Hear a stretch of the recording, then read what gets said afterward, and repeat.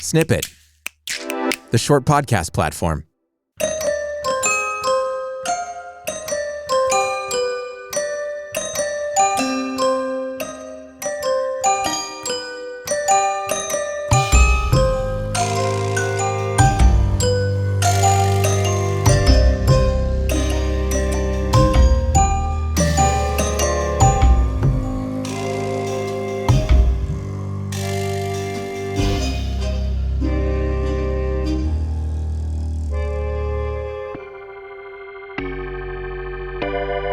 Welcome again. I am your humble narrator. The unlucky poet Bryan Keaton and his beguiling companion Sonya Shattersan have found themselves not in an unknown place, but in an unknown time. The alien and inhospitable year, A.D. 1977. Is the past still in peril? Is this present a possible paradise? Perhaps paradise is the peril. The professor will have to summon courage from the untold depths of his spirit. The weather may be bright and sunny, but the professor's forecast is anything but. Let's rejoin as he endeavors to escape from the Conundrum of Cora Bay. Part 4. All Heavens in a Rage. Look at this, Bryan. Page after page, all 1977. You scarcely had me convinced that we were reliving a period of 2 days, Sonya, so please forgive my disbelief that we've now arrived 4 decades into the future. Well, look at this. You think this is fake news? A gag paper? Oh, no! What is it? Groucho Marx died? You see what I mean? This really is 1977. Real name Julius. Huh. If it's 1977, we should look up in the sky. Maybe we can hail an aero taxi. And the president's name is Jimmy? I don't see any blimps.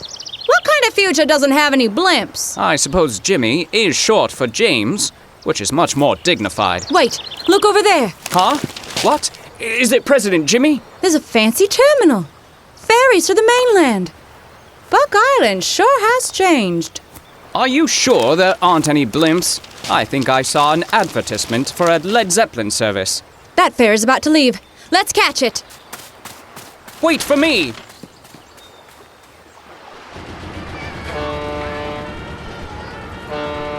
We hope you enjoyed your trip back to the mainland. To return to Buck Island Nature Preserve, just hop back on the ferry. See you again soon. My word! Look at all the automobiles. There must be 100 of them here on this flat expanse of concrete, and not a Packard in sight. Everyone is wearing so much denim. Manual labor must be more common. Maybe the Bolsheviks were right. Wait, don't you see? See what? That half-nude woman cavorting over there? Perhaps paganism has become vogue again. No. I mean, if all this is here, now, that means the world didn't end in 1937. So, we must have somehow averted the scientific disaster that Terry warned us about in his letter. But what happened to them? Terry and my father. Maybe we can visit some kind of hall of records, a knowledge repository.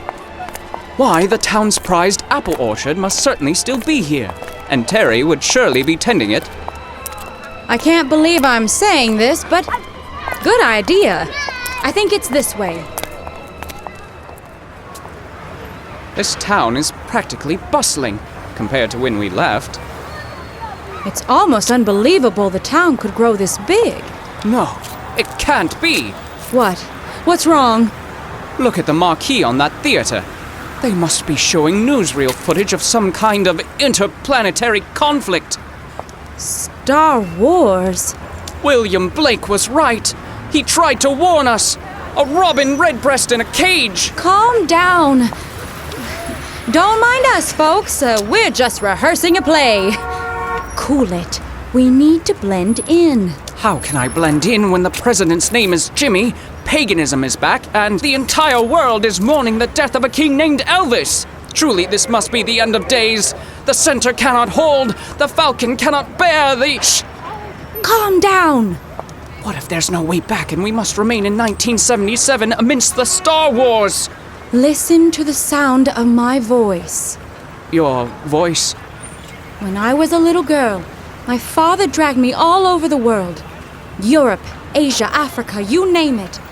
It was miserable, never knowing how long I'd be in each strange new location, time and time again.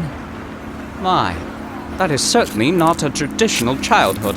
No wonder this voyage fails to frighten you as it does me.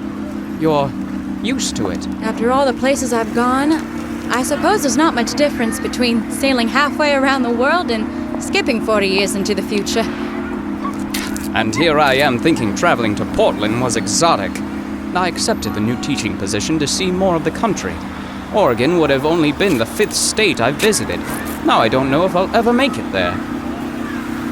In each place my father took me, I managed to find something I liked. Even something small, and it made all the difference. You may not be in Portland, but 1977 might surprise you with something you like. Thanks, Sonya.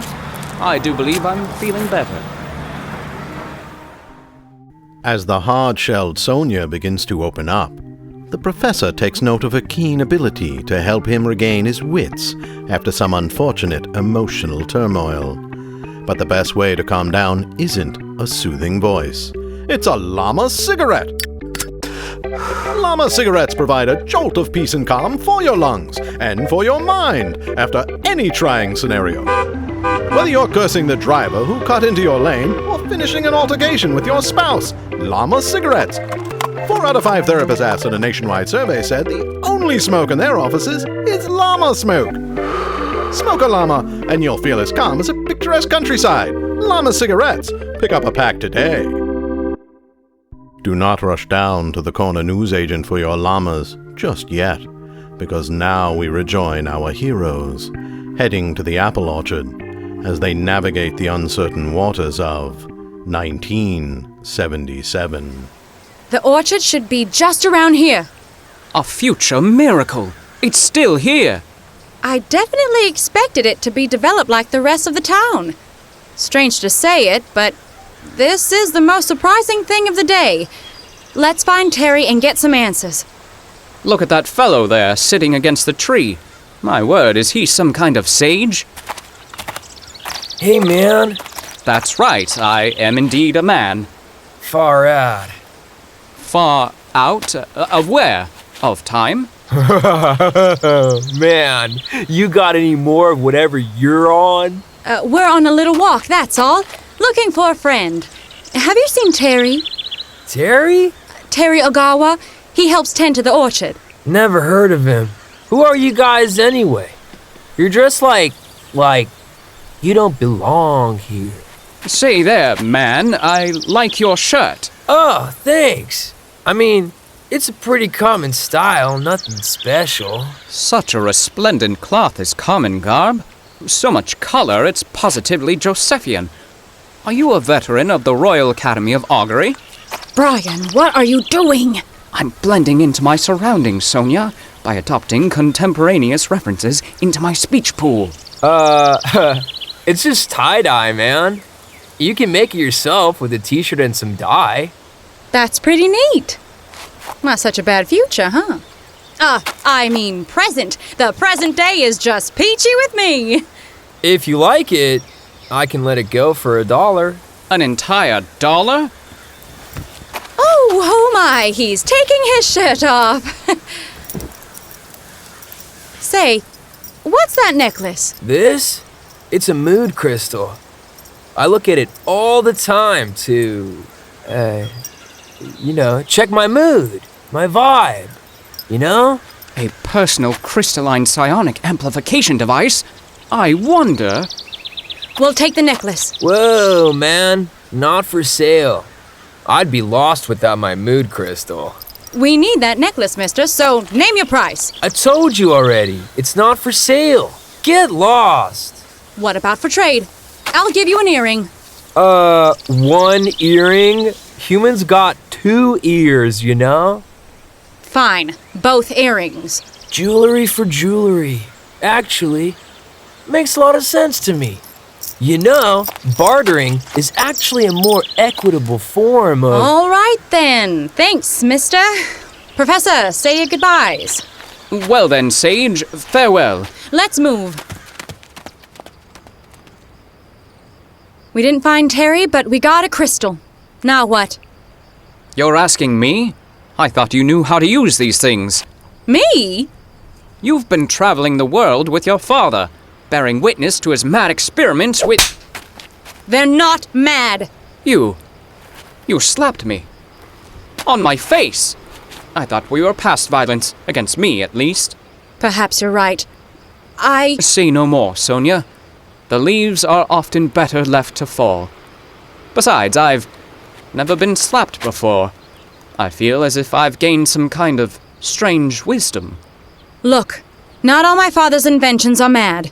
He's made some wonderful things. That's why he moved us here, to the middle of nowhere. So he could work with the Bacorium crystals without endangering anyone. What about endangering you? Me? It's all gone too far, Sonya.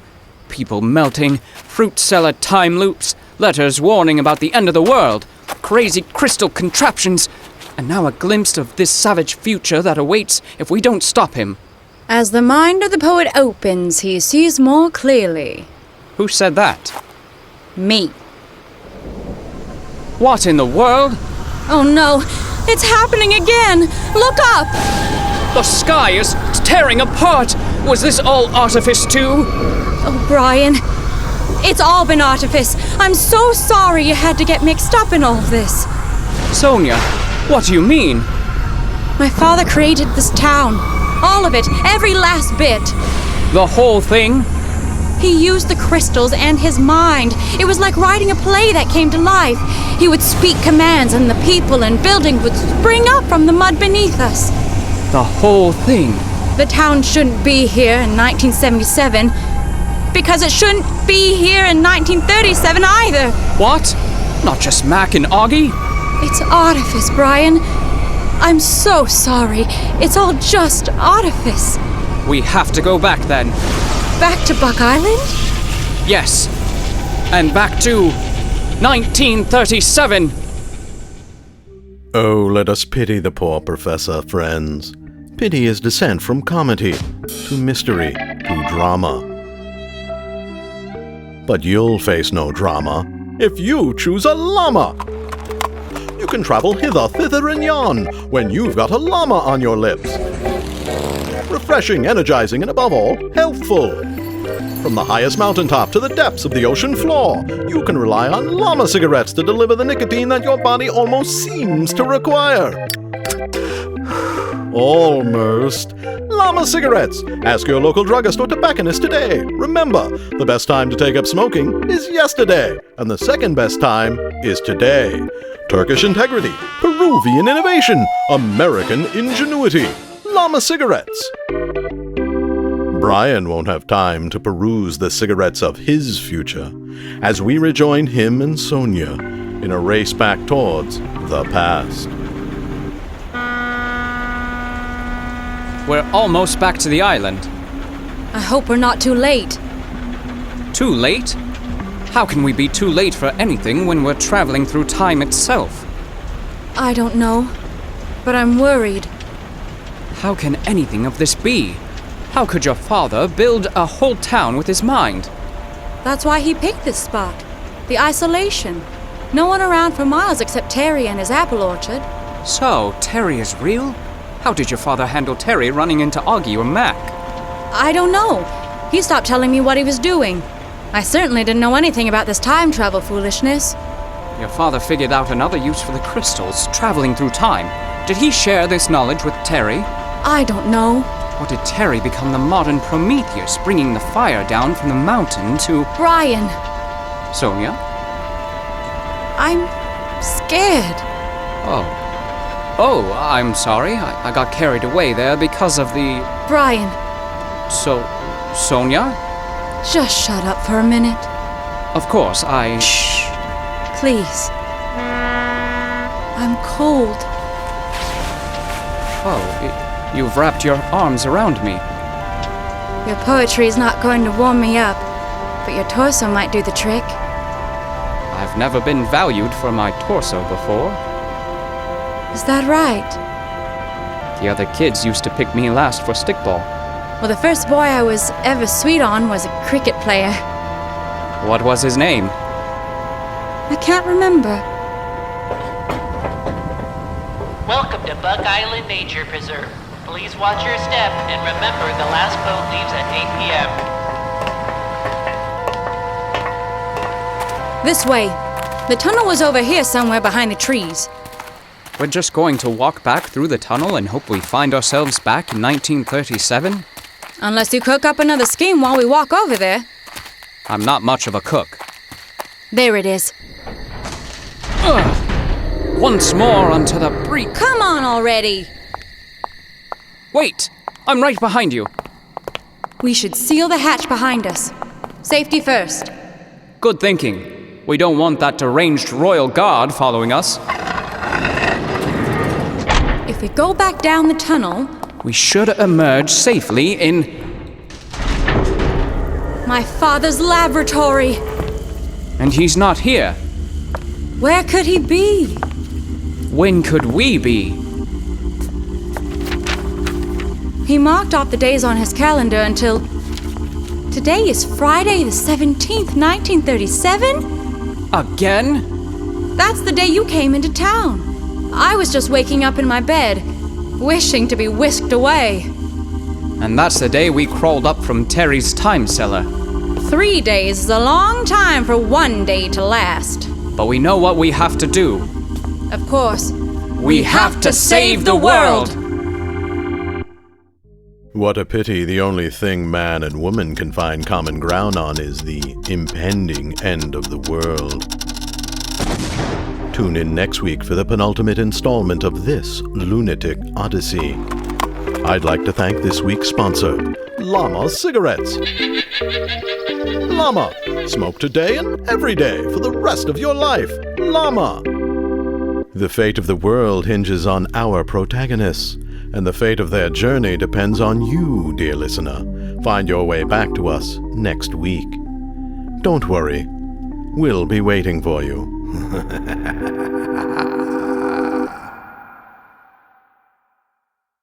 This has been a work of fiction produced by Snippet in Orange County, California.